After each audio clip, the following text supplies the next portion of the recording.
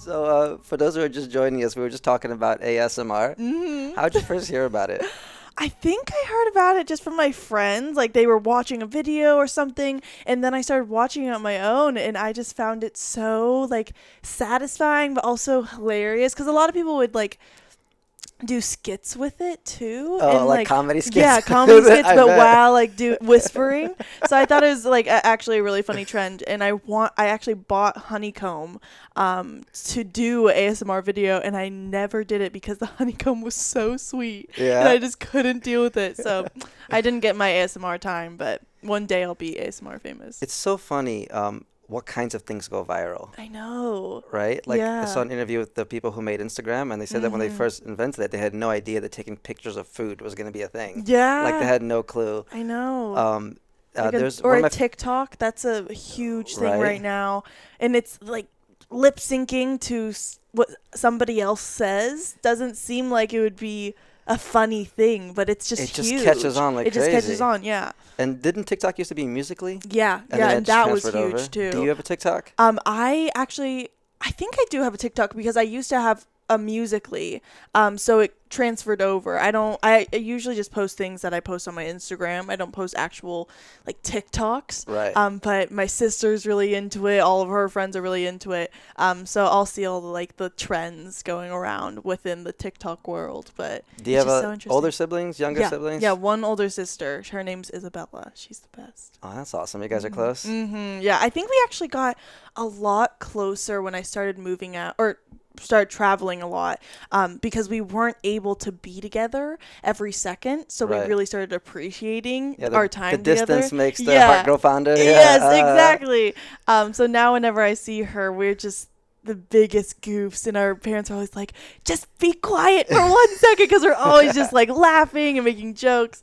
Did you guys fight when you lived together? Did you and her like butt heads? 'Cause how much older is she? She's 2 years older, so we're actually Okay. pretty close. But also we're at a stage where we're always in a different phase of life. So I always get to see her starting a new stage, and then I go through that, and I'm like, oh, now I get what you were going through. Like, I thought you were so weird, but like our lives are parallel a lot, and I get to learn from her a lot, and we never really butted heads too much, but I think we really don't much at all now because of the amount of time that we're apart.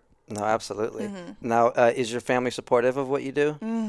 I How would so? not be here today if my dad and my mom and my sister didn't make the sacrifices that they have for me to be able to be here, because living in Arizona, it's not exactly easy to come to LA every Yeah. single weekend just to do little auditions and jobs that you don't even know will help you in the future. And so my parents made a lot of sacrifices, and I'm very lucky because of them and having them, and I just can't imagine where I would be without them. I just don't know how people do it. It's No, crazy. it really is. It really is amazing that they're not only understand what you do and like emotionally support you, but that are able to take time to be with you as well. Yeah. You know, like I've only met your dad, and because he's really awesome. Like I He's first the met you guys best. was at Build a Beast. Yeah, when you were like on I'm a Beast. 2015 or 16. Yeah, how old were you then? I was 10. Wow. And that was the start. Like, whenever I think of the start of coming out here to LA and really trying to become something with dance, Build a Beast was like the first thing, the first step, becoming on I'm a Beast company and becoming a Little Beast. Like, that was what was going to make me, and it helped me so much grow. And Janelle and Will are so amazing, and get that meeting people like you. Yeah. It's just, I think it helped so much in creating who I am today as a human, and also as a dancer and as an actress, because it allowed me to really realize that I could be a part of something. Yeah. What did you start out as a dancer? Was it the first thing you did? Tell us about your story. You're creatively speaking. Yes. You're in Arizona. How did dancing start? Yeah, I get that question a lot, and honestly, I think it was just always there. My dad actually, he was a break dancer when he was probably Really, Chris? Yeah, I didn't know that. I know. Nobody knows that. But this dude, whenever I'm in the dance studio, he will bust some moves out. outta Do here. some, I don't even know what moves, but he was really great when he was younger. And so I've grown up dancing around the house with him and listening to music and his music. So I think that influenced me and allowed me to kind of express myself through dance. Right. And eventually, when I was around 8 years old, I went to a dance studio and I started doing dance classes. In Arizona, okay. yeah.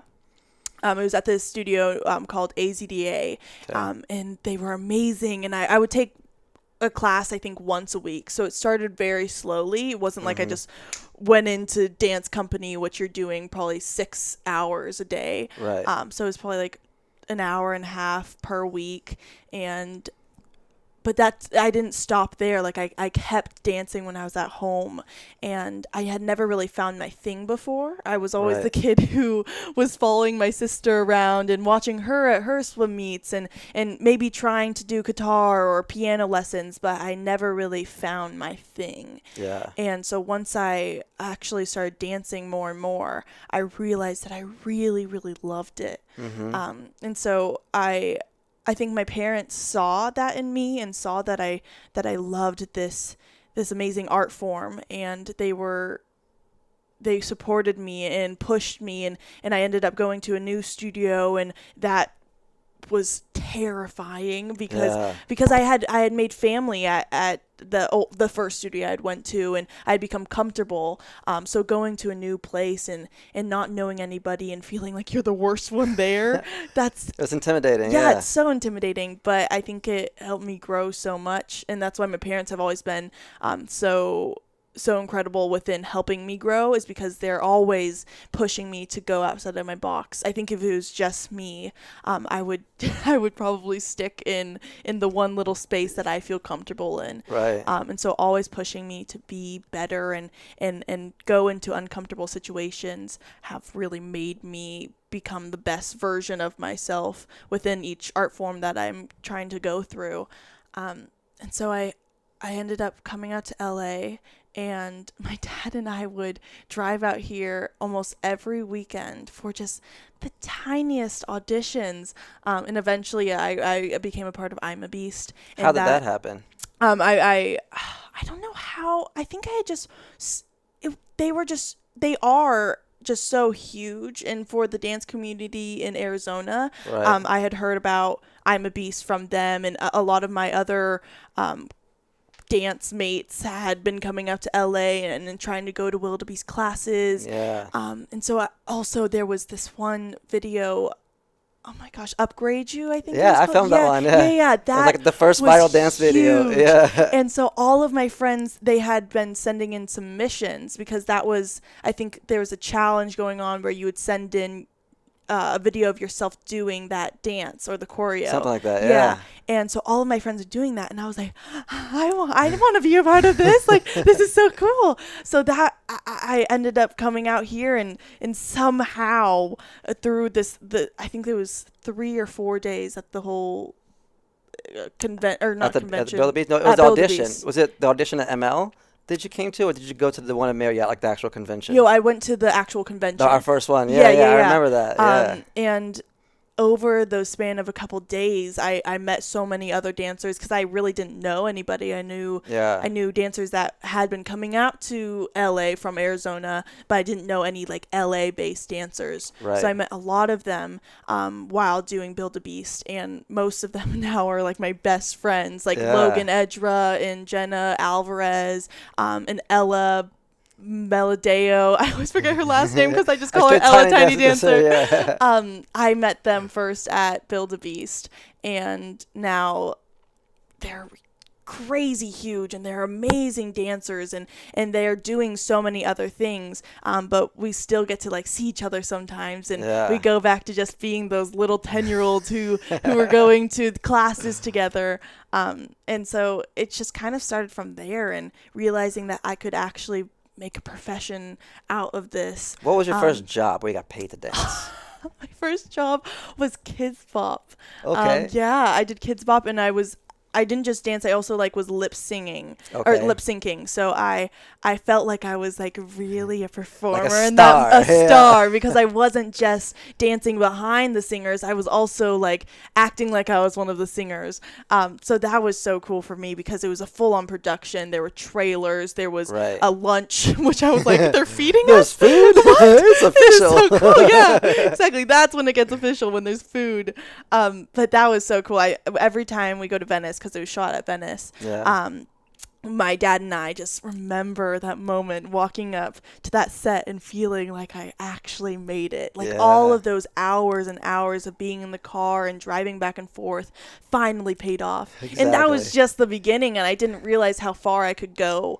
But that in that moment, that seemed like that was the top. We were at the You were top. like, "We did it." Yeah, we did it, Dad. Look at me, Mom. It's not just a hobby anymore. It's Yeah. like, this is real. I know.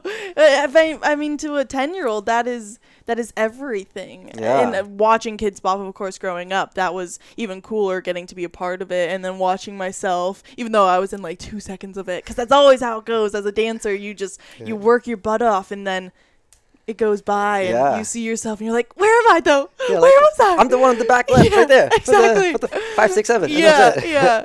But yeah, that was my first job, and And then what I happened? loved Because it. I want to show people the steps of like the journey. So Yeah. you got that job, I got that job. but that didn't like change everything. You didn't. No, it didn't. It wasn't like we. But it helped. I It was think the beginning. every single job helped. Being a part of I'm a Beast, being a background dancer for School of Rock, or going to America's Got Talent as a backup dancer. Like all of those jobs Yeah. helped so much in creating my resume, but also allowing me to feel more confident.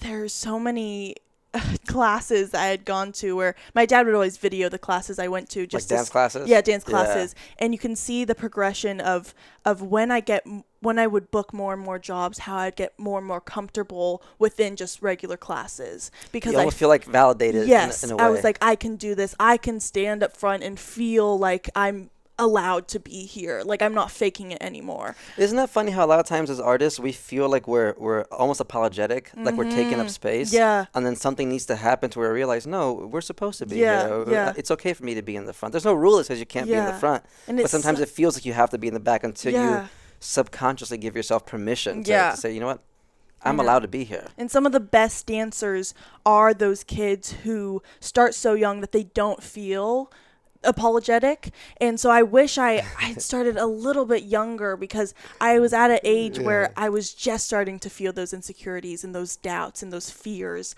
But I feel like I was also always like that. I Right. wanted to perform, and I wanted to be this singer slash actress slash dancer, but I was always the little kid who would hide behind my mom in the restaurant when I'm supposed to be ordering my own food, or would make my sister talk to somebody for me. Like Yeah. I was never that kid who just You weren't didn't outgoing. care. I wasn't outgoing. Right. And a lot of people I think that's a misconception for being a part of this industry, is a lot of people think that you have to be this outgoing extrovert. Like showboat. Yes, Yeah. exactly. But I think you don't need to be cocky, and you don't need to put others down, or just be so in love with yourself to Yeah. be confident and to be able to do this. Because Right. I think I don't know, it's just there's so many different personalities and different phases that everyone goes through. And yes, confidence helps, and I definitely grew confidence the more and more I got this. But Yeah. you don't need to be that kid who is walking around you're performing better than for their everybody. aunts and uncles. Yeah. Like you can be an introvert and still be able to perform. And I mean, that's why dancing was so great for me, because I would go from this little girl who was so scared to performing and have that sassy Being face. the And character, yeah. yeah. And my parents were like, who is she? Like, she won't order for herself. She won't talk to strangers. But I was out there like just living my best life. So I realized through that I just really loved it, and I could see like the best version of myself through dance. And I think I've become more and more confident and more outgoing because of dance and because of acting and because of singing.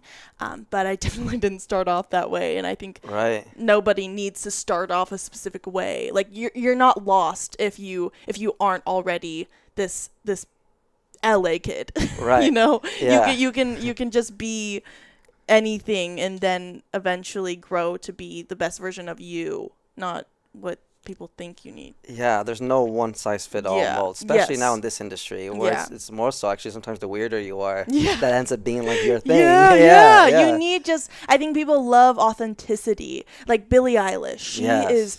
We were just talking completely about that in the last herself. interview. Yeah. She's a so unapologetically herself, and I think people see that, and now everyone wants to be her, and it's like, no, you're missing the message here. Like, she's trying to be herself, and then you should be yourself too, and then maybe people will love that, but Right. you just need to try to find your own lane, I think. Absolutely. Yeah. And how did you transition from dance into acting? I realized it was actually through School of Rock. I was doing background dancing for that show, which was so much fun. And I think it was one of the first times I had been on a TV set as a Right. dancer, because I had done a lot of live performances, Okay. but I had never done like actual television shows. So that was really cool for me. But I realized while I was there, and all of the dancers and I were working our butts off all week, learning all of these different dances for those episodes, and then seeing the actors come in and just do their scenes and then leave, and we're still there Yeah. dancing Yeah. over and over. I was like, dang, I mean, I think I can do that. Right. Like I had this drive, and I have so much ambition, and I believe in myself through dancing, that I think if I transfer that over to acting, then I can be great at that too. Yeah. And so I said that to myself, and I was like, I want to do this. And so of course I told my dad, and the second I told my dad, I was like, no, I regret saying anything about this, because then I realized I actually had to start auditioning for Right. acting roles, You and I had to had really to put yourself out there. Yeah, and so of course I was just terrified going to auditions, and instead of dancing and using my body, I had to use my mouth. Yeah. And I was like, I've never spoken. That I say my name and then I start dancing, but I don't actually say lines and dialogue. So of course anything that's like just so new, it's just very, very scary. Yeah. But the more I did it, and the more auditions I went to, and the more people I met, and that supported me and encouraged me to just keep going. Right. It builds. It built my confidence, and it built who I wanted to be as an actress. And someone who was really impactful in that journey was Amber Horne. Who's that? She's a casting head of casting for like Nickelodeon and Disney. So when I started first auditioning, I would go for little like recurring roles on either like Disney shows or Nickelodeon shows.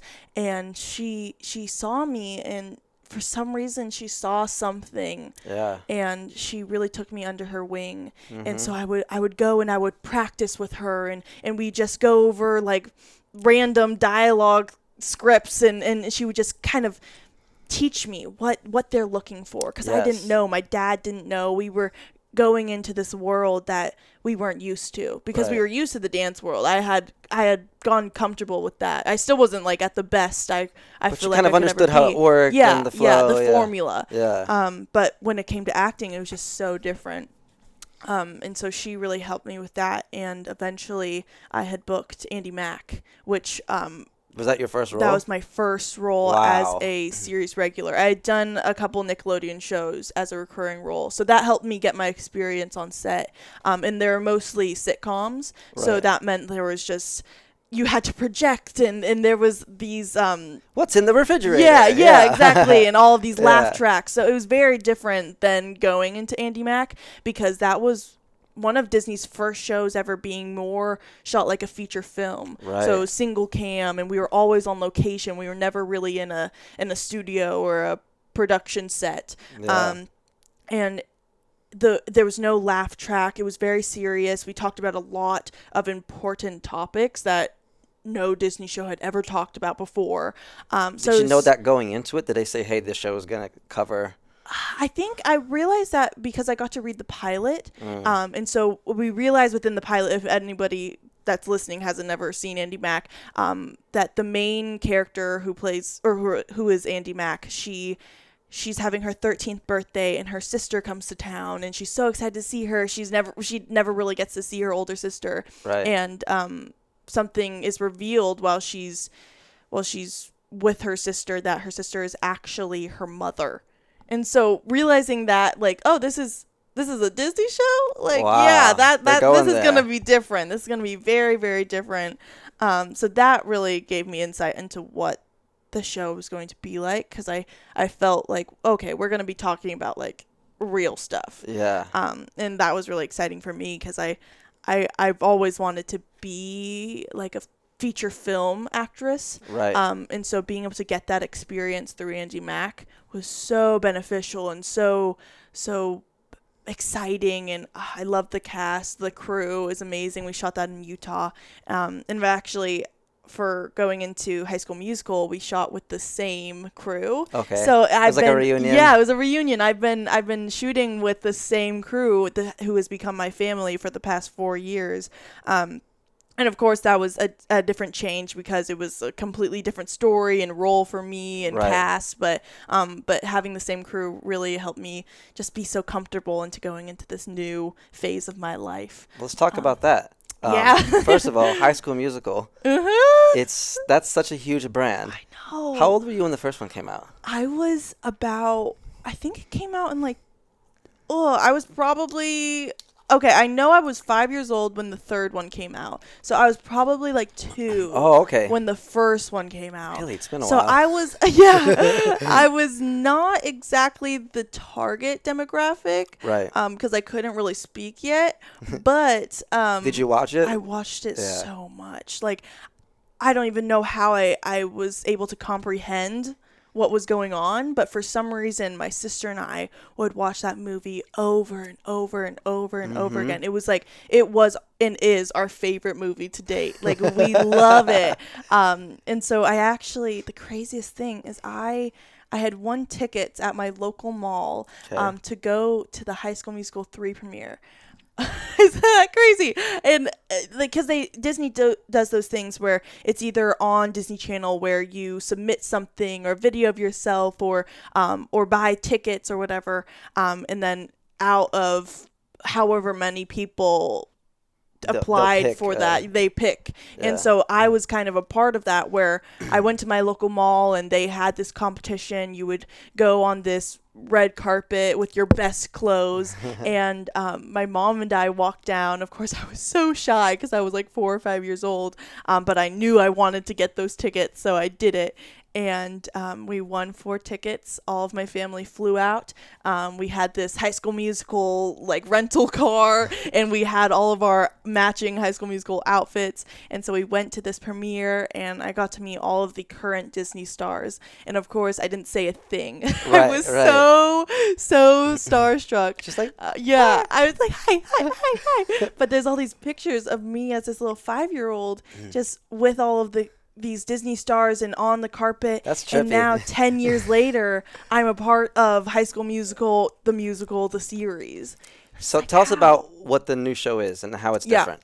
Yeah. So High School Musical, the series. I always have to say the full name. Not gonna get it confused. It's High School Musical, the musical, the series. Yeah. Okay. Is about a group of high school students who go to the high school East High where the original movies were shot. Okay. So it's kind of meta because they know that the movies are movies, instead of it being we are just in the same storyline. It's self-aware that the first movie was a movie and not real life. Yes, exactly. Oh, okay. It's this is where they shot the movie High School Musical. Yeah, so it's crazy because actual students just in real life are going to that school. It's a real school. It wasn't it's a real school. I didn't know that. Yeah, isn't that cool? I actually know quite a few people because I've been in Utah for a while. So all the dancers that I met out there in the dancing community, a bunch of them go to East High. So it's weird because we're actually going there and we're acting like we're those students, but we're shooting a TV show. It is pretty meta. Yeah, it's so cool. But there's a lot of drama, and I love how the stories are so different and the characters are so different. Right. But they're also, we pay a lot of homage to the original movies. Got it. So there's going to be original songs for the series that have never been heard before, but then Okay. also we'll be singing original songs from the movies. When you're playing the movie part in Yes, the show. yeah, because the students are putting on a production of High School Musical. So you get to see a lot of the singing and dancing through that. It's not like we're going to just be bursting out into song. It all plays within real life and into the story. So is it like are you allowed to see how many episodes it is? Yeah, so there's going to be 10 episodes. Okay. Yeah, and the first episode will be premiering on Disney Plus on November 12th. That's so Disney's with the new launch. streaming service. Yes, Okay, yeah. got it. So it's $6.99 a month, so you better get it. That's like a chicken sandwich. Yeah, I know. I know. You can get a chicken sandwich, but just with all the shows. Yeah. Yeah. So it's gonna be really, really good. What character do you play? I've played Gina. So she's kind of like the Sharpay 2.0. She comes into the school being a transfer student, so she has no already established relationships with any of the other characters. Okay. Most of the other characters are either relatives or they're in relationships or they're friends. So for me, she's just completely new. So no one knows who this girl is for the first episode. But we soon realized that she is ambitious. She is mischievous. She's very, very sweet, but then she can also cut your throat if she wants to, which I loved playing a character like that because I've never ever played someone who could be a quote unquote mean girl. I've always been just How did like, that feel? it was so fun actually. I think there's something wrong with me because I love being mean so much. I was like, dang, I must actually just like have evil inside of me to want to be a mean girl. Why am I getting pleasure from this? I know. But the great thing about her is she has so many more levels than just a regular stereotypical mean girl. Right. Throughout the series, we realized why she is the way she is and what's going on at home and how she feels like she needs to be this specific person and she can't ever show really who she actually is. That's kind of what she's dealing with. Yeah. She feels like she has to put on a a character. show and this just person that she actually isn't.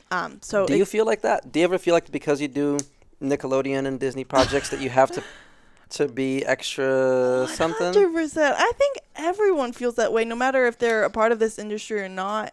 I think that's just the way that we've learned how to be, especially through social media, is we're always putting on a show.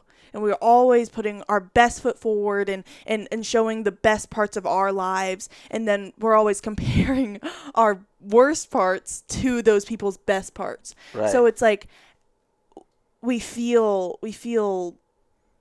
just worthless because we're comparing our worthless parts to that other popular person on Instagram who maybe even bought their followers. Yeah, I know. It's like you never really know how this person is as amazing as they are and what they're going through. They could be so sad about their lives, but they're just saying, I had a great day today, caption, hashtag blessed. Like it's really difficult to ever really know what's going on in somebody's lives.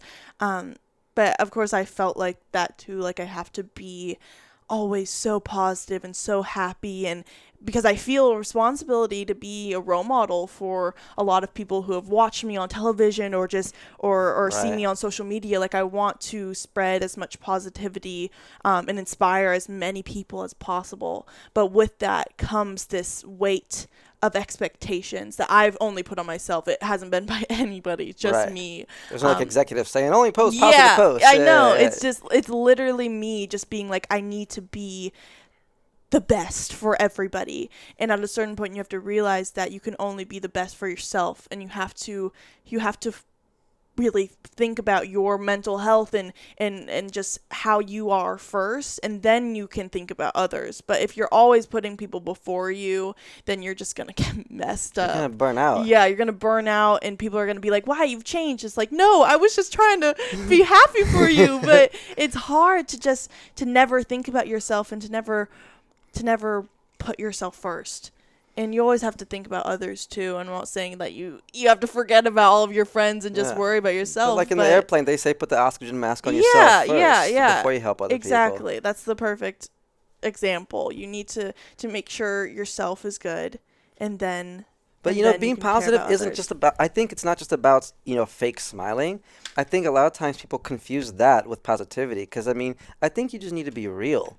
Right? Oh, yeah. Because you could say, hey, I'm going through this, but I'm positive that I can get through it. Yeah. I think that's positive thinking. I think people confuse that with just saying, I'm not going through anything. Yeah. Life is perfect. Yeah. It's like, no. Yeah. And it's okay. every movie has a character that wants something, and that character has a problem. Yeah. And then what makes the movie interesting is them overcoming that problem. Yeah? Yeah, you don't want someone just to be perfect the whole time. Getting what they want the whole time. Yeah, exactly. There's struggles, people face adversity, and being able to show that is so inspiring to those who are facing adversity because they realize that they can get through that, they can still be positive, and then I can too. So I think that's really important, and I've learned actually a lot about like being so open about how you're feeling and not always having to be happy and positive all the time through the High School Musical cast because they're a lot of them are a lot older than me, so they've had a lot more life experience than I have.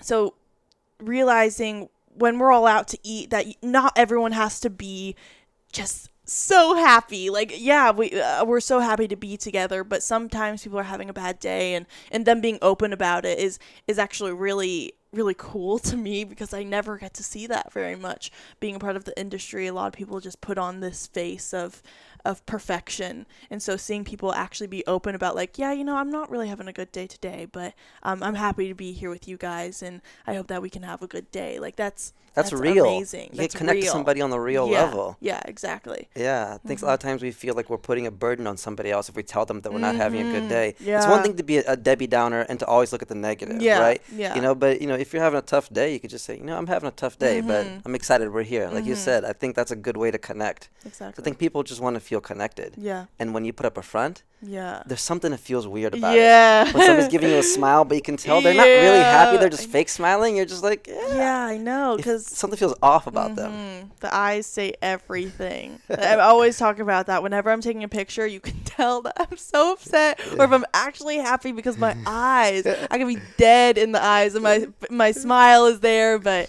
I think it's just all about like being genuine, and if you're actually happy, then show that you're happy. But if you're not, then like, don't worry about it. You'll be happy later, but you don't have to be happy now. Absolutely. Yeah. What inspires you? Ooh, like who or what? Not like even grand poetical scheme, but just things that motivate you, things that you watch, things that you absorb. Yeah. I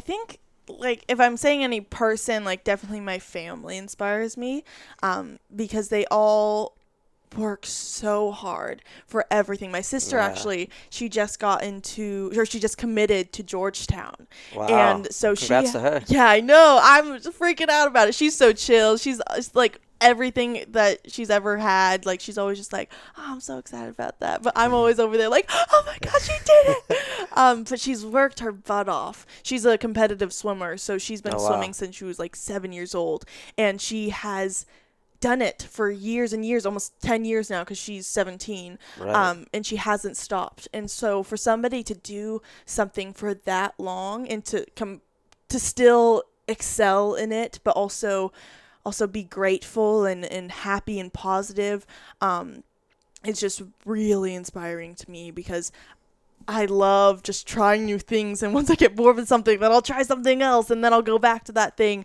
But for her to just stick to something for so long, and to be able to have that result of going to an amazing college, is incredible. And now she wants to go to medical school, and I'm like, sis, you're doing what? Like, the second I get out of college, I'm getting out. Like, I'm not doing it anymore. But yeah, she's really inspiring. My parents are inspiring. My friends really inspire me. I get very inspired by people, I think. Not necessarily things. It's always the people that are around me, just how they treat others, and through their actions, they influence me a lot. I think that's just where I am in my life. I'm in a very influential space where the people that I place around me will definitely make an impact on me. So I have to be careful about that, because I could be placing people around me that have the wrong energy. Yeah, have the wrong energy, and I don't want that. So sometimes I am very picky about my friends, and that's why I'm not hanging out with 100 people per day, because I want to be around the right people. It does. It rubs off on you. Yeah, yeah. And I have some people have like 10 best friends, and I wish I could say that, but I think my ultimate best friend is her name's Bailey Spangler. I have known her for about 4 or 5 years now. We oddly met on social media, which I've never met like somebody that I just am best friends with through social media. It's usually like through real life. But we both were dancers, and she was living in Arizona, and so we both just started commenting on each other's posts, and we realized that we had so many mutual friends. And so eventually she ended up moving to my studio, not knowing that I was there, and it just worked out perfectly. And so ever since then we've just been best friends, and I'll not see her for like 4 or 6 months at a time, and then we can see each other. Like I saw her last night, and it's just exactly the same. Feel like nothing's changed exactly. at all. But she's probably the most like genuine and happy and just giddy person I know, and she is so generous, and she always wants to drive me everywhere, and I'm like, girl, if I had a car, I'd be like, don't ever try to make me drive you. I hate driving, but she's just a really good person, and so people like that inspire me, because I want to be a good person too. Yeah. What are your goals? What do you want to do with all this? My goals.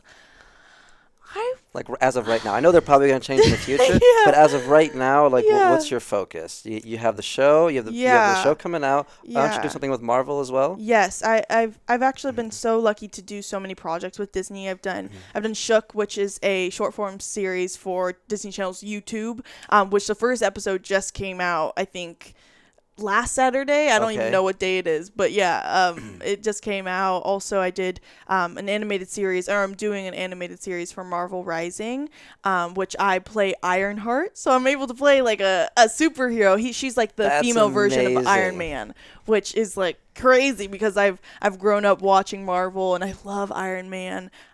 So I've been very lucky to do so many projects. High School Musical, Andi Mack, also Back of the Net. That was something that Disney Channel. That was over in Australia? Yeah, I shot that in Australia, and it aired on Disney Channel here in the U.S., but it was in theaters in Australia. So that was crazy. I've just had so many fun experiences, and I think I just want to keep doing it. Like I always want to keep growing. A big goal for me right now is getting into music. I'm really wanting to get into more and more music, because I love it, and I think that's the next step into creating myself to be the best overall performer that I can be, and using dance and using acting to feed my singing, and vice versa. Like I want everything to be able to be a full circle, because I feel like I feel like I can do anything if I just push myself to. You're an artist. You shouldn't put yourself in a box. Yeah, You're here to express. Yeah, I want to keep growing and keep doing as much as I can and keep pushing myself. And of course, I say that, and sometimes I regret it because I'm so scared. But I think in the end, every time that I've started to become comfortable with something, I look back on the times that I wasn't. Yeah. Like, dang. Like I just kept pushing, and now I'm here. Right. Now I'm doing it, and now I love it. It's hard to love something when you're not the best at it. Right. And it's still hard, because sometimes I'll look at actors like Timothée Chalamet, and I'll be like, I should just quit acting. What? But it also is inspiring, because I want to be able to be that good. Yes. And musically, who do you like? Oof, I love. Who are some artists that you personally are like? Yeah. Ooh, I think the music. There's a big difference in the music that I listen to and the music that I want to make. Like the music that I'm really excited to like the vibe that I'm excited to make is kind of this Chris Brown, Bruno Mars vibe. Also funky. Yeah, funky, but just truly trying to be the most well-rounded performer. Like just dancing and singing and showmanship. Yes, exactly. Like bring all of that. That's what I love about like J-Lo and Bruno Mars is when they're performing, it is a performance. It's entertaining. They have everything and they can do it so well. So being that type of artist is something that I really want to be like. But also the music that I listen to, it's kind of, I think, more pop alternative, like sad. My sister, whenever I'm in the car with my sister, I'm like, oh, I'll play some music. She's like, no, you're gonna make me sad. Give me an example. What are some of this? Like "Grow as We Go" by Ben Platt. That is a song that I could listen to any day at any time and cry my eyeballs out. He no reason, you just want to. Yeah, I know, it's just so good, and the music video really got me. It's a dance music video. So I was just in it and I was feeling it, and anything that has to do with dance usually like I really can connect to. And also like artists like Billie Eilish's like slower songs, like I love those, like I Love You, or any of the other ones are all so good. I know what you mean. I have some artists that I listen to that make sad songs, and I don't necessarily have to be sad to listen to them. Sometimes I just want to feel that emotion. Like I'm kind of an emotional guy. Like sometimes I'll watch a sad movie, or and I'll like cry my heart out. That was so beautiful. I just feel refreshed afterwards. Like I feel that. For me, I don't know if this might be, you probably were a little younger when this came out, but 808s and Heartbreak by Kanye. It was like the first time a rapper used auto-tune on an entire album to make it like very melodic. It's kind of what led into the more like singy hip-hop scene now. And that album came out when I was going through my first big breakup. So now every now and then, I'm not even sad. I just like the beats. I'll just put it on. And I'll just be like, yeah, man. I know. Isn't that the best, though? I think that's what is so amazing about music is you can associate it with a time or a feeling. Yep. It's not just these mashes of sounds. It's like actual like a being, and I love that. Like I think that's so cool, and of course I've never been through a breakup, single forever. So we'll see when. Check back on the next episode. I know. So how was your first breakup? But I think eventually, like I don't know how, but I'm still able to connect to those songs like about those heartbreaks, and it makes me feel so sad, and I'm like, oh, my ex-boyfriend, oh my gosh, and I'm like, wait, I don't have one. Could he? How could he? I know, exactly, but it's just music is, and that's why dancing is so amazing, because I'm moving to that music, and it affects me, and it affects my body and how I move.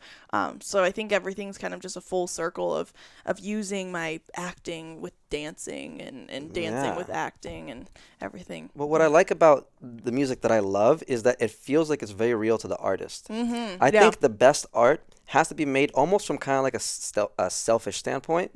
Like the artist needs to make the music for themselves. It needs to be music that they want to make that expresses how they feel, and it can't be, what do I think my fans want? It's like, no, it has to make them so happy. Because then when we watch it as viewers, we're like, even if you can't relate to the breakup, but they really felt sad when they made that song or whatever it was, then it just connects. There's a layer of truth to it that it can kind of transcend whether or not you relate to it or not, because it felt real. That's so true. That's so great. Yeah, I love that. I think everybody that I've talked to about music has always said it has to be completely genuine and authentic, because as you said, if you're thinking about what are my fans gonna like, there's so many different type of opinions out there. You can never appeal to everybody.